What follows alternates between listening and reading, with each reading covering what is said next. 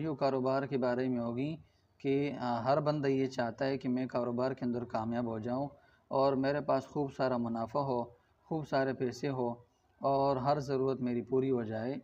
तो उसके लिए 4 उसूल हैं, 4 शराइतें, उन पर अमल करेंगे, उन शराइतों को पूरा करेंगे तो अल्लाह रब्बुल इज़्ज़त आपको कभी नाकामयाब नहीं फरमाएगा, कभी आपको कारोबार के अंदर नुकसान नहीं होगा।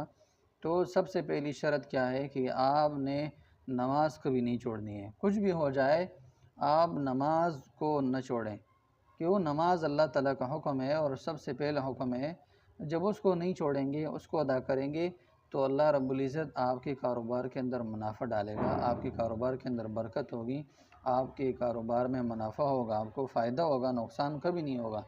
इसलिए अल्लाह ने सहाबा कराम की तारीफ़ ज़िक्र की है, रिजालुल्लाह तुल्हीहिम तिजारतुन वला बैउन अन ज़िक्रिल्लाह। सहाबा कराम की जमात ऐसी है